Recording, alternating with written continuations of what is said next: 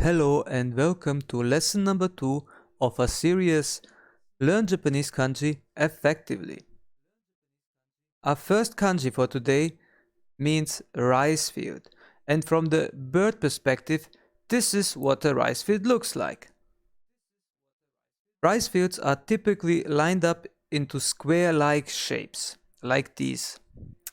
And the kun reading for this kanji is ta.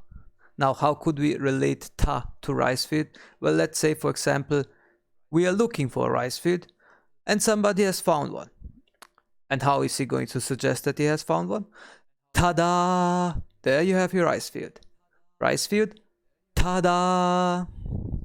Let's move on. This is the kanji for heart, mind, or spirit. And you could remember it by associating the central symbol with the heart itself, with the organ. And what is the main function of the heart? It's to transport blood through our whole body. We can remember the 3 strokes around the central symbol as blood vessels who are transporting the blood. And the kun reading for heart and mind is kokoro. How do we remember kokoro? Well, for example, my mind and heart desire some coconut. So I'm going to buy some coconut. Kokoro. Heart and mind. On the right side, we have the hiragana for u, and on the left side, we have the kanji for thought or think. And it should look somewhat familiar, because we already know the top symbol, which is again representing rice field, and the bottom side symbol of this kanji means heart and mind, and together they combine into to think or to consider. To think or to consider is being pronounced as omo, and later can be modified into omoimasu, omoimashita. Thus we can remember it like this. Oh my, what interesting thoughts. Or, oh my, I never thought about that.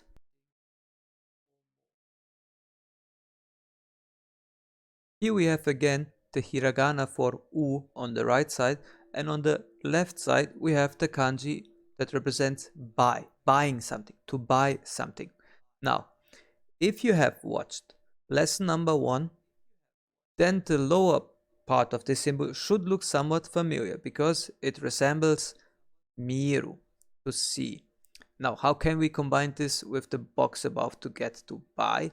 Well, for example, look here, see this. I bought 3 boxes of apples. To buy is pronounced as cow, and a good way to bind cow, the 3 boxes, and to buy into one sentence is like this. The cowboy bought 3 boxes of apples. Our next symbol means big or large, and we can remember it by imagining a big and large person standing. This person also has a big and large head, which is also nice for remembering it. Now, the kun reading is O, and we can remember it like this. Oh, isn't this a large building? Our next kanji represents sky or heaven. And except for the line at the very top, it looks exactly like a previous kanji, large or big. So the last line at the top, you could see it as some kind of barrier, because it's not that simple to reach the sky. You can't just jump up and here we are. Thus, you can see it as a last barrier. And this is also an exception because we don't use the kun reading that much for this kanji. Ame in more than 90% of the cases is representing rain. Thus we use in most cases 10 for sky and heavens. Well, a good way to remember 10 is like this. I put up a tent so I can watch the sky. Now the tent better be transparent or you won't see much of the sky, but if it's a cold night or cold day in general, then you want to have a tent to keep you warm.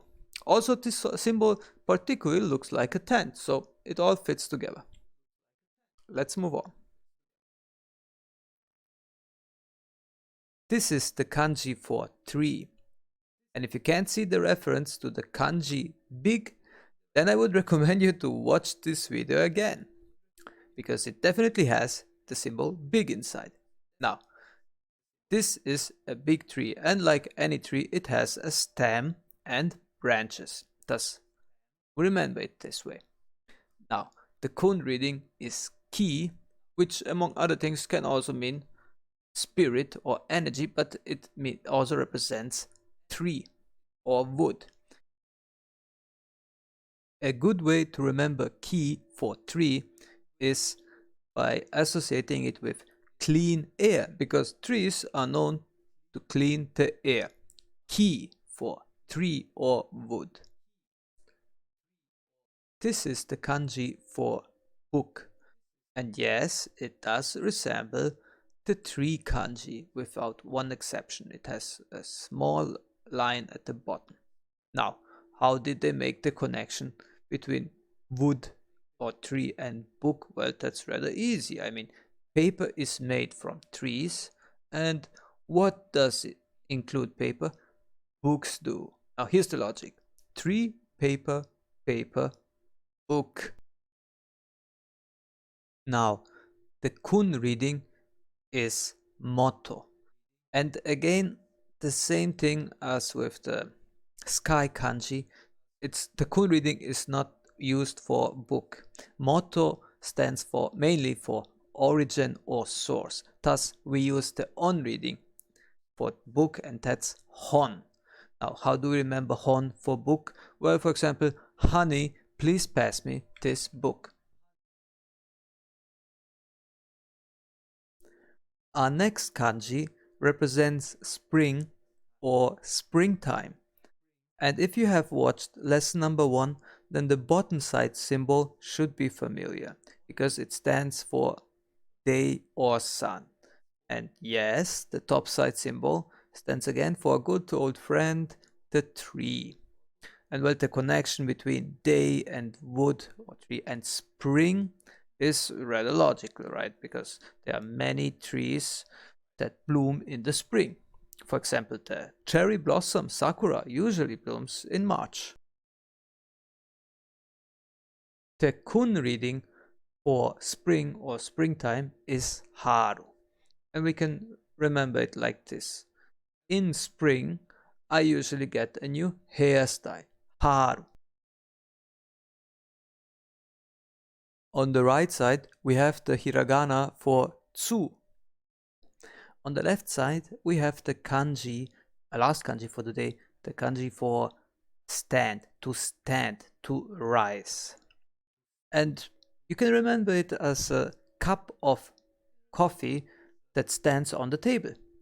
And to rise, you can remember it as the heat that rises up from the hot coffee. Now, it's pronounced as tatsu, and you can remember it like this. Let's stand up and dance. Tatsu. To stand or to rise. By the way, am I the only one who notices a JoJo Bizarre Adventure reference here? Maybe it's just me. Well, if you want to test your knowledge of the kanjis covered in this lesson, you can click on the link inside the description and see for yourself how many you actually remember.